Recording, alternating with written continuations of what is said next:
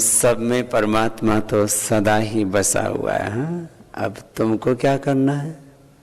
हे प्रभु श्रद्धा भक्ति हमें दो, हाँ? शक्ति समृद्ध बना दो, देश धर्म की ही सेवा में सतपथ बढ़ते जाएं, देश धर्म की ही सेवा में अपना सर्वस्व लगाएं, बस इधर चलते जाओ। तो अब करना क्या है? अब तुमको भगवान का यंत्र बन करके ऐसे काम करना है कि मानो तुम्हारे माध्यम से भगवान ही काम कर रहे हो। श्री अरविंद ने योग का, अध्यात्म का, भक्ति का फल बताया क्या? कि आप सबको शाश्वत का प्रतिनिधि होकर के जीना है। यह है भक्ति का फल। तुम्हारे माध्यम से स्वयं भगवान काम करने लगे, यह है भक्ति का फल।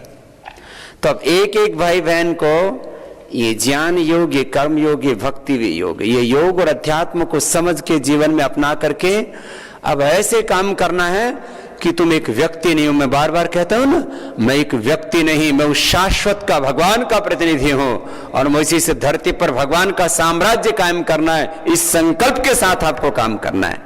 ये है आपका बड़ा संकल्प। अब किसके प्रतिनिधि हो आप? शाश्वत के, भगवान के, सारे ब्रह्मांड के, सब ऋषियों के, गुरु के प्रतिनिधि हो। लेकिन ये उच्चता बनी नहीं रहती। पता नहीं कहां से कौन सा ऐसा झोंका आता है।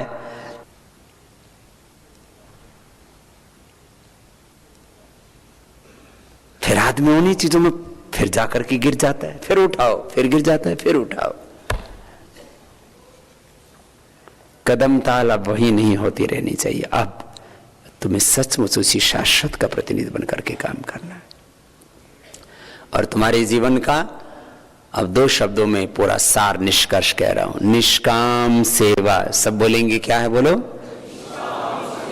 और साधना। और दूसरा क्या है? तो ऐसा करना, अब सब कम से कम 2 घंटा निष्काम सेवा के लिए निकालो। 24 घंटों का डिवीजन करो, उसको बांटो। टाइम मैनेजमेंट, 24 घंटों का विभाजन करो।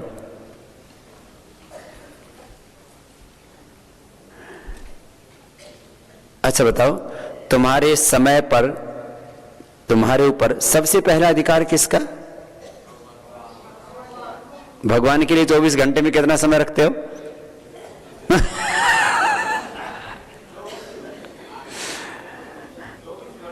24 घंटा भगवान के लिए जियो। ये है भगवान के लिए जीना। माने ज्ञान भी उसके लिए, कर्म भी उसके लिए, भक्ति भी उसके लिए, पूरा अस्तित्व अनंत के लिए। ये तो सबसे ऊंची स्थिति है। इसकी शुरुआत कैसे करो? तो मैं आपसे ही नहीं कह रहा हूं, आप तो बहुत सात्विक कार्य करता है और भगवान के विधान के अनुसार यहां आए हुए। आप अपने आप नहीं आ गए। आपके भीतर वाले परमात्मा ने कहा, चल बेटा उठ, ए बेटी उठ, एक बाबा लगा पड़ा है, उसको अकेला मत छोड़, तू भी उसके साथ में लग जा। संगच्छध्वम सम्मदध्वम। इसलिए तुम यहां पर आए हो। तुम यहां आए हो तो भगवान की प्रेरणा से, भगवान के विधान से, भगवान के लिए आए हो ना। तो मैं सारे देशवासियों से कहता हूं कि 24 घंटे में कम से कम 2 घंटा निष्काम सेवा और 2 घंटा अपनी साधना। बाकी 20 घंटे में जो करो सो करो। शुरुआत तो यहां से करो, प्रारंभ तो इतना करो। हाँ? प्रारंभ यहां से करो। कितना? 4 घंटा निष्काम सेवा और साधना के लिए। 2 घंटा निष्काम सेवा, 2 घंटा साधना। इसका क्रम क्या रहेगा? रोज 1 घंटा ध्यान करो। और अब तो यह आसान हो गया है। आस्था चैनल पर हमने 4 बजे से ध्यान शुरू करवा दिया है। 4 बजे उठ करके ध्यान किया करो। आस्था चैनल पर कितने बजे से ध्यान शुरू करवा दिया? 4 बजे से। 4 से 4:40 तक एक सत्र चलता है। फिर 4:40 से दूसरा सत्र फिर शुरू हो जाता है। ध्यान करो 4 बजे से। फिर थोड़ी देर स्वाध्याय करो। आप 4 वेद, 6 दर्शन, 11 उपनिषद, ब्राह्मण ग्रंथ, स्मृति ग्रंथ रामायण महाभारत गीता आदि ये सब नहीं पढ़ पाते हो तो आपके लिए सार रूप में कुछ पुस्तकें दी गई। अभी आपको जीवन का समाधान, सॉल्यूशन ऑफ लाइफ एंड जीवन पथ, वे ऑफ द लाइफ मिला है ना सबको। ये पढ़ना,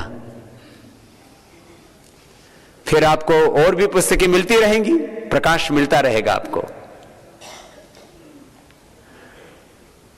अगले साल चारों वेदों का सार महर्षि दयानंद सरस्वती ने ऋग्वेद आदि भाष्य भूमिका में लिखा है।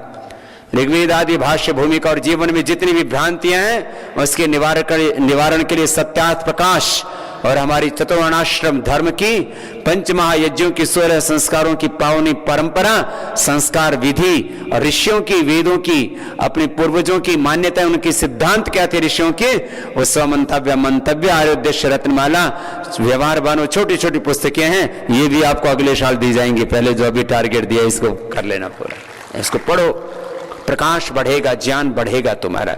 फिर ज्ञान परिष्कृत होने से कर्म परिष्कृत होंगे, भक्ति भी परिष्कृत होगी। कितनी देर? 2 घंटा निष्काम सेवा, 2 घंटा साधना। व्यवहार काल का योग निष्काम सेवा, साधना काल का योग फिर ध्यान समाधि, फिर स्वाध्याय थोड़ा करो। रोज ध्यान, रोज स्वाध्याय, रोज थोड़ा मौन, इससे तुम्हारा आंतरिक बल बढ़ेगा। यह आंतरिक पुरुषार्थ है, इसको अत्यंत पुरुषार्थ का एक बाह्य पुरुषार्थ जिससे जीवन में अभ्युदय हमारा सिद्ध होता है। ये भीतर का पुरुषार्थ, इसको निःश्रेयस कहते हैं। मैं कहता हूं बाहर का पुरुषार्थ इससे अभ्युदय समृद्धि और भीतर का पुरुषार्थ इससे निःश्रेयस समाधि की प्राप्ति होती है। इसमें बढ़ो आगे। अब एक एक जिले में आपको एक एक ऋषि की तरह काम करना है। ये मत समझो कि ऋषि ऋषिकाएं पैदा होने बंद हो गए, तुम स्वयं ऋषि ऋषिकाओं के रूप में ही उत्पन्न हुए हो, तुम्हें वही भूमिका निभानी है। तुम स्वयं अमृत पुत्र हो, ऋषियों की ही संतान हो। ये काम तुम्हें करना है। अंग्रेजी सहित भारत की सभी भाषाओं में अपने साहित्य का जैसे पूरा अनुवाद होता है, इनका भी बाद में पूरा अनुवाद सभी देशवासियों को मिलेगा। महर्षि दयानंद की भी पुस्तकों का सबका अनुवाद आपको मिलेगा, आप चिंता मत कीजिए। ये तो अभी तुरंत जो प्रकाशित हुआ था वो आपको उपलब्ध कराया गया। मैं बात आपसे कर रहा था, आप किसके प्रतिनिधि हैं? भगवान के, ऋषियों के, पूरे ब्रह्मांड के, भारत के। जीवन दर्शन में यहीं से शुरुआत की है। मैं एक व्यक्ति नहीं, मैं भगवान का प्रतिनिधि हूं, ऋषियों का प्रतिनिधि हूं, मैं भारत माता का प्रतिनिधि हूं, मैं गुरु सत्ता का प्रतिनिधि हूं, मैं ज्ञान का प्रतिनिधि हूं, मैं कर्म का प्रतिनिधि हूं, मैं भक्ति का प्रतिनिधि हूं, मैं सत्य का प्रतिनिधि हूं, मैं धर्म का प्रतिनिधि हूं, मैं न्याय का प्रतिनिधि हूं। इस संकल्प के साथ हम जीवन को जिएंगे तो हमारे जीवन में लेश मात्र भी अंधेरा नहीं रहेगा। एक बहुत ऊंची भाव चेतना में, उच्च चेतना में हम जीवन को जिएंगे। इस संकल्प के साथ आपको जीवन को जीना है। देखो, इसकी परवाह मत करो कि तुम्हारे पास में कितना धन है या कितना नहीं है। ये गौण चीजें हैं। तुम कितने सत्यनिष्ठ हो, कितने गुरुनिष्ठ हो, कितने योगनिष्ठ हो, कितने भागवत निष्ठ हो। योगस्थ कुरु कर्म, ये है जीवन का आधार। देखो, पहले तो मैं बात बहुत सुना करता था, लेकिन आज ये बात बात रहेगी, ये आचरण में लगभग घटित नहीं होता दिख रहा। पूत सपूत तो क्यों धन संचय, क्या बोलते थे बोलो? पूत सपूत तो क्यों धन संचय, और पूत कपूत तो क्यों धन संचय। अच्छा, तो मैं आपके सामने बैठा हूं, मैं ईमानदारी से कहता हूं, मैंने अपने माता पिता से आर्थिक समृद्धि नहीं ली। बचपन में जो कपड़े सिलवा दिए होंगे अलग बात है। घर से निकला तो 500 से कम रुपए किराए भाड़े के लेकर के निकला था। किराए भाड़े के अलावा अपने माता पिता से कभी संपत्ति की न चाह न की न कभी ये सोचा कि मेरे माता पिता मेरे लिए ये करें, ना अपने माता पिता से ना अपने गुरु से। गुरु जी ने जब गुरुकुल से निकला तो उन्होंने भी किराए भाड़े के लिए 500 रुपए दिया था। गुरु घर से 500 से कम और गुरुकुल से 500, ये कुल आर्थिक विरासत हमने ली अपने माता पिता और गुरुओं से। मेरे अंदर यदि योग्यता है तो मेरे को कहां जीवन में दरिद्रता होगी, कोई अभाव होगा क्या? और मेरे अंदर यदि योग्यता नहीं तो कितना ही धन वैभव दौलत लुटा दे माता पिता और गुरु मुझ पर, कुछ भी नहीं होगा। आप लोग भी सोच लो, अपने बच्चों को पढ़ाओ लिखाओ संस्कार दे दो, उसके बाद उनका सहयोग करना, उनके मार्ग को अवरुद्ध करना जैसा होगा, उनके पराक्रम को, उनके पुरुषार्थ को मारना होगा। वो माता पिता अपने बच्चों के लिए शत्रु जैसे हैं, जो अपने बच्चों के पुरुषार्थ को, पराक्रम को खत्म करके धन दौलत वैभव ऐश्वर्य के भंडार उनके लिए खोल देते हैं। वो फिर आलसी और प्रमादी दरिद्र होकर के फिर जीते हैं। इसलिए ये परवाह मत करो। अरे कितना चाहिए इंसान को जिंदगी जीने के लिए? मैंने बार बार कहा है, तन ढकने के लिए 2 वस्त्र, खाने के लिए 2 वक्त की रोटी और जीने के लिए 2 गज जमीन और मरने के लिए भी उतनी बहुत है। नाहरम चिंतयेत प्राज्यो धर्मम एकम ही चिंतयेत आहारो ही मनुष्याणाम जन्मनाशय जायते। अरे पैदा होने से पहले मां के स्तनों में दूध आ गया था, दांत निकलने से पहले अन्न मिल जाता है। अरे इंसान की तो बात क्या, चींटी जो चुटकी भर भी नहीं खाती है और हाथी जो 2-2 क्विंटल खाता है उसका भी पेट भर जाता है, तो तुम्हें तो 2 किलो भी नहीं चाहिए। आदमी इसी चक्रव्यूह से बाहर नहीं निकल पाता। करो सेवा, इसका मतलब यह नहीं कि तुम्हारे पास दरिद्रता होगी, समृद्धि होगी, अकूत धन दौलत होगी तुम्हारे पास, लेकिन तुम्हारी सेवाएं इतनी उन्नत हो कि तुम्हें संतुष्टि मिले।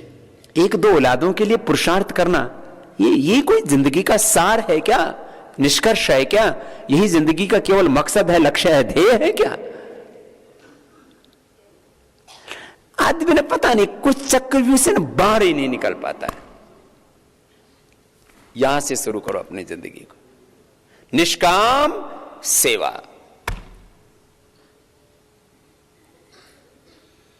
बोले बाबा घर परिवार बिजनेस व्यापार संसार कैसे चलेगा? पहले मोह पास काटो, फिर बहुत अच्छा चलेगा। तुम इस चाह के साथ नहीं कि बहुत मुझे अकूत धन दौलत चाहिए, जो तुम्हारे लिए शुभ होगा वो ईश्वर के विधान से अपने आप घटित होता जाएगा। इतना भरोसा होना चाहिए तुम्हें अपने गुरु के वाक्यों पर, अपने ऋषियों के वाक्यों पर, उनके वचनों पर, आप तो पुरुषों के शब्दों पर, ऋषियों के वचनों पर, भगवान के आश्वासन पर, भगवान की प्रतिज्ञा पर, भगवान के विधान वेदों पर तुम्हारा दृढ़ विश्वास होना चाहिए कि जो भगवान ने कहा है, जो वेदों में लिखा है, जो ऋषियों ने कहा है, जो गुरु कह रहे हैं वो सत्य ही है और वैसे ही मुझे जीवन को जीना है। इसमें कोई भ्रांति होनी नहीं चाहिए। इतनी दृढ़ता, इतना विश्वास, श्रद्धा। इसलिए मैंने कहा श्रद्धा मां विश्वास पिता। फिर देखो आपके द्वारा बहुत बड़ा कार्य होना है और ये होगा। मैंने तो यही जिंदगी में देखा।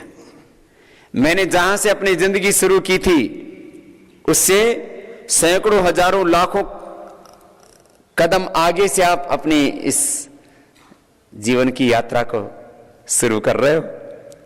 मैंने तो अंधेरों में, अभावों में, संघर्षों से के बीच में अपनी जिंदगी की शुरुआत की थी, अपनी जीवन यात्रा की शुरुआत की थी। आप तो कितनी आगे से यात्रा शुरू कर रहे हो। मुझे तो किसी बड़े गुरु का आलंबन नहीं मिला था, किसी समर्थ गुरु की तो बात दूर छोड़ो, पता भी नहीं था कि मेरा गुरु कौन होगा। मेरा पथ क्या होगा, मेरा पाथेय क्या होगा, मेरा गुरु क्या होगा, और आगे मेरी जिंदगी में मैं क्या करूंगा, कुछ भी स्पष्ट नहीं था। अरे आपके सामने तो सब कुछ स्पष्ट है। जब हम अभावों, अंधेरों और संघर्षों के बीच से निकल करके यहां तक पहुंचे हैं, अरे अब तो मंजिल बहुत करीब है, थोड़े कदम आगे बढ़ाओ। अब तो भगवान हमारी प्रतीक्षा कर रहा है, हमारा भाग्य हमारी प्रतीक्षा कर रहा है, ये सारा विश्व हमारी प्रतीक्षा कर रहा है। जरा हम आगे बढ़ें तो सही।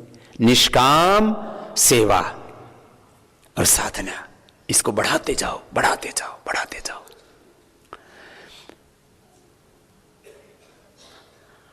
हम साधना की बजाय, उपासना की बजाय वासनाओं में, निष्काम सेवा की बजाय स्वार्थों में डूबे पड़े हैं।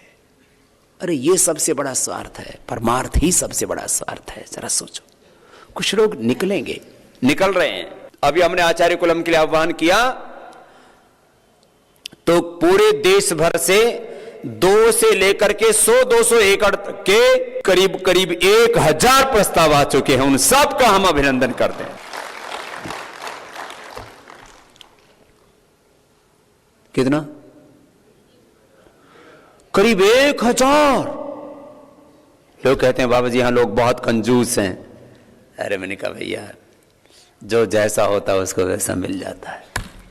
शराबी को शराबी मिल जाते हैं, जुआरी को जुआरी मिल जाते हैं, चोर को चोर मिल जाते हैं, ठगों को ठग मिल जाते हैं, भ्रष्टाचारियों को भ्रष्टाचारी मिल जाते हैं, तो सदाचारियों को, परोपकारियों को सदाचारी और परोपकारी भी मिल ही जाते हैं। तो दुनिया का विधान है।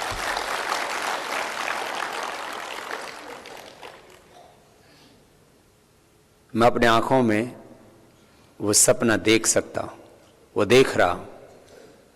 मुझे भारत का भविष्य दिखता है। जब ये एक एक जिले में एक एक आचार्य कुलम और उसके बाद आगे तहसील और गांव तक भी जाएंगे, जो कहते हैं ना कि मैकाले ने हमारी शिक्षा पद्धति का विध्वंस करके, उसको तोड़ करके, उसको बर्बाद करके एक ऐसी शिक्षा पद्धति हम पर लाद दी जिससे देश में चारों ओर अज्ञान और अंधेरा छा गया, स्वाभिमान मिट गया। हम देखने में भारतीय लगने लगे, लेकिन हमारी विचार, हमारी मान्यताएं, हमारे संस्कार, हमारा स्वभाव, हमारा आचरण वो विदेशियों जैसा हो गया है।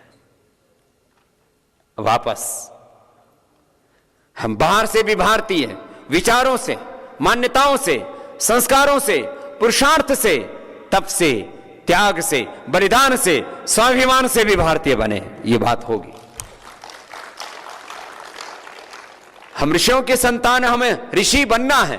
हम महापुरुषों की संतान है, हमें मानव से महामानव महापुरुष बनना है।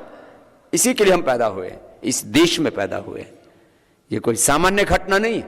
इस देश में हमारा जन्म होना, जहां जन्म हुआ था रामकृष्ण गौतम कणाज में पाणिनि पतंजलि का, जहां जन्म हुआ था भगवान बुद्ध महावीर का, नानक गुरु गोविंद सिंह का, जहां जन्म हुआ महर्षि दयानंद स्वामी विवेकानंद, श्री अरविंद जैसे महान योगियों का, कोटि कोटि साधु संत ऋषि मुनि फकीर सन्यासी यतियों का, तपस्वियों का, वीर वीरांगनाओं का।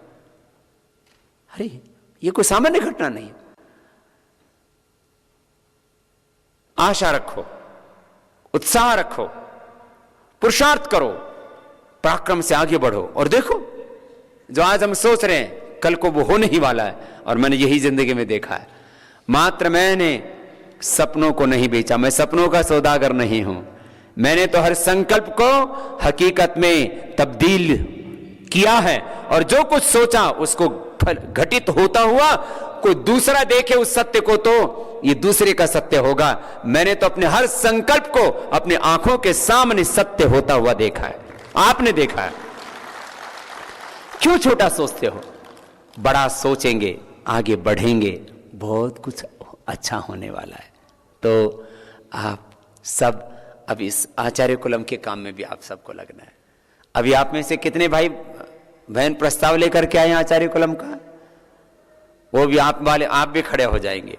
नॉर्थ ईस्ट से, असम से, पश्चिम बंगाल से भी। आइए आइए ऊपर आइए। जो आचार्य कुलम के लिए प्रस्ताव लेकर के आए हैं वो भाई बहन भी ऊपर आ जाएंगे। एक बार इनका भी सबके ओर से हम सब अभिनंदन करते हैं। हमने प्रथम चरण में 10 एकड़ और 5 एकड़ के प्रस्ताव को स्वीकार किया। उसके बाद 2 एकड़ वालों का भी प्रस्ताव ले रहे हैं, क्योंकि कम से कम 2 एकड़ जमीन तो चाहिए। दिल्ली, मुंबई, कोलकाता, चेन्नई, हैदराबाद जैसे महानगरों के अंदर 1 एकड़ जमीन पर भी ये कार्य हो सकता है, लेकिन ये कार्य बहुत आगे बढ़ रहा है और पूरे देश भर में बहुत जल्दी ये अभियान बहुत बड़े रूप में चलने वाला है। क्या नाम है भैया? सत्यनारायण दत्त जी हमारे, कहां से? बांकुड़ा जिला से, वेस्ट बंगाल से। कितना प्रस्ताव लेकर के आए हैं? रास्ता के ऊपर है, मेन रोड के ऊपर है। 3 एकड़ जमीन का प्रस्ताव बांकुड़ा से लेके आए हैं। बहुत बहुत आशीर्वाद। 6 एकड़ कर देंगे, क्योंकि मैंने बोला ना 10 और 5 एकड़ को पहले चरण में लेंगे। इसके भी 100 से ज्यादा प्रस्ताव मेरे पास में आ चुके हैं। अब ये और जुड़ गया है ना, मेन रास्ता पे अच्छा लोकेशन पर ही चाहिए। क्या नाम बाबूजी? सत्यनारायण जी, है ना, इस सेवा में बहुत बहुत आशीर्वाद। ताली तो जोर से बजाओ। बहुत आशीर्वाद। विनय कुमार हमारे भाई मणिपुर से, मणिपुर से काफी भाई आए हैं इस बार। कितने आए हैं? 187 हमारे भाई मणिपुर से चल के आए। एक बार उनका सबका अभिनंदन हो जाए। है? मणिपुर में कितने सुदूर प्रांत में सेवा कर रहे हैं। क्या नाम है? विनोद जी। और जो है वहां से भी आचार्य कुलम के लिए प्रस्ताव लेके आए। अब पूरे हिंदुस्तान में फिर से ये ऋषियों की शिक्षा और आधुनिक शिक्षा दोनों एक साथ दी जाएंगी। वैदिक शिक्षा, आधुनिक शिक्षा। दिव्य ज्योति असम के हमारे बहुत जो है दिव्य ज्योति जी, अभी असम में अपना सेंटर भी बन रहा है। बहुत जल्दी पतंजलि योगपीठ का उद्घाटन होने वाला है असम में, और वहां पर भी आचार्य कुलम के लिए भी। वहां असम में तो करीब करीब कई हजार एकड़ जमीन का प्रस्ताव तो बोडोलैंड वाले लेकर के ऑलरेडी आ चुके हैं। कितना हजार एकड़ होगी पता नहीं, 4000 एकड़। अरे हाथ ताली तो इतनी जोर से मारो कि पूरे असम से लेकर के पूरे हिंदुस्तान में, असम में 4000 एकड़ का प्रस्ताव लेकर के आ चुके हैं हमारे वहां से। और उसके बाद तो और वहां देश की सबसे बड़ी गौशाला, देश का सबसे बड़ा आचार्य कुलम, और मुझे लगता है सबसे बड़ी योगपीठ भी बहुत जल्दी उधर बनने वाली है। इतनी श्रद्धा है वहां लोगों में। हमने सबसे पहले वहीं से अपनी यात्रा शुरू की थी निष्काम सेवा की और साधना की। कहां उधर बंदूर गुड़ी और उदाल गुड़ी और जो भी गुड़ी गुड़ी है। क्या नाम है? आशीष आर्य जी। कहां से? मेदिनीपुर से, पश्चिम बंगाल से। क्या प्रस्ताव लेके आए हैं? कितना एकड़? 17 है। 17 17 एकड़ जमीन में तो बोले बाबा जी हमने तो शुरू ही कर दिया है, अब आप उसको संभालो और आगे बढ़ाओ, और जितना भी जमीन चाहेगा हम दे देंगे। और ये मेदिनीपुर में, मेदिनीपुर से तो हमारे स्वामी जी भी है, मुक्तानंद जी। पश्चिम बंगाल का तो हमारा बड़ा गुरु भाई है, तो उसको बहुत बड़ा रूप देना पड़ेगा। हाँ, तो जैसा स्वामी मुक्तानंद जी पढ़ा ऐसे सबको बढ़ाना पड़ेगा। नोने तायंग जी हम अरुणाचल प्रदेश लोहित जिला, अरुणाचल प्रदेश से लोहित जिला से वहां से प्रस्ताव लेकर के आए। देखो जोरदार तालियां हो जाए हमारे तवांग जी के लिए। आचार्य कुलम के लिए 5 एकड़ जमीन के लिए, और लोकेशन अच्छा है ना? बात अच्छा लोकेशन है तो आचार्य कुलम जरूर बनाएंगे फिर। हाँ, पूरा हिंदुस्तान में एक नया अभियान चलेगा जिससे भारत का फिर से स्वाभिमान जगेगा। हाँ, इधर आओ तवांग जी, इधर बड़े प्यारे लग रहे थे, इधर आओ। और कितना उम्र होगा, आयुष्य कितना आपका? 34। कम आयुष्य में इतना बड़ा संकल्प है। लोग कहते थे पहले, बोले बुढ़े बुढ़े लोग दान करते हैं, वो सेवा करते हैं, अब जवान सब सेवा में लगे। हाँ, पता है इस आचार्य कलम में क्या होगा? इसमें ऐसे प्रज्ञावान, ऐसे ऋषि, ऐसे वैज्ञानिक नेतृत्व तैयार करेंगे कि करीब 1000 सालों से इस देश की जो सामाजिक, सांस्कृतिक, आध्यात्मिक, आर्थिक, राजनीतिक जो हानि हुई, उससे तो देश को बचाना है और एक ऐसा सुरक्षा कवच तैयार करना है पूरे हिंदुस्तान में, जिससे कि कम से कम 1000 वर्षों तक हिंदुस्तान का कोई कुछ ना बिगाड़ सके। ऐसा भारत बनाना। हमारे तवांग जी कितने प्यारे हैं, बहुत आशीर्वाद बनाएंगे वहां। खूब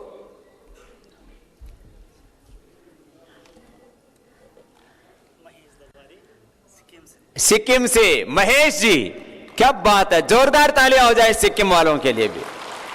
सारे हमारे नॉर्थ ईस्ट के भाई इतने ऊर्जा से भरे हुए हैं, और ये हमारे जो वनवासी क्षेत्र और सुदूर जो पूर्वोत्तर का क्षेत्र, वहां अपने ही बंधुओं को कोई धर्मांतरण करने में लगा था, कोई और पता नहीं क्या क्या वहां पर अलग अलग बीज बो रहा था। अब चारों ओर जब ये ऋषियों के ज्ञान का प्रकाश होगा, निष्काम सेवा और साधना का तप का ये कार्य चलेगा, तो फिर से पूरी राष्ट्र का वो सोया हुआ स्वाभिमान जगेगा और चारों ओर हिंदुस्तान में सुख, समृद्धि, खुशहाली और ज्ञान, उसका प्रकाश फैलेगा। क्या नाम है? महेश जी। तो वहां से क्या प्रस्ताव लेके आए? 4 एकड़ जमीन का प्रस्ताव लाए हैं। कोई सुदूर क्षेत्र में तो 10 और 5 एकड़ का रखा है, तो थोड़ा बहुत कम बेसी होगा, आधा 1 एकड़ तो चल जाएगा। कहां, कौन से जिले में है? साउथ डिस्ट्रिक्ट में। कितना सुदूर, तो चारों तरफ ही आचार्य कुलम की ऐसी गूंज हो रही है अब तो। और इसमें साधारण लोगों से बड़े लोगों तक। मैंने वेदांता ग्रुप है बहुत बड़ा, उसके मालिक भाई अनिल अग्रवाल जी से कहा, मैंने कहा भाई इसमें आपको कुछ आहुति देनी है। तो बोले स्वामी जी कितनी? मैंने कहा भाई 500 आचार्य कुलम बनाने, कम से कम एक एक में 1-2 करोड़ की तो आप आहुति दो, बाकी हम देंगे। तो भाई अनिल अग्रवाल जी ने कहा बाबा जी जितना भी आप कहेंगे उतना, पूरे देश में आप 500 बनाओ, 5000 बनाओ, मैं आपके साथ हूं। उन्होंने अपनी संपत्ति का 75% दान करने का संकल्प लिया है, करीब 15,000 करोड़ रुपए। ऐसी बात। अरे आप आगे बढ़ो ना, ये सारा देश, सारी सात्विक शक्तियां साथ में। अब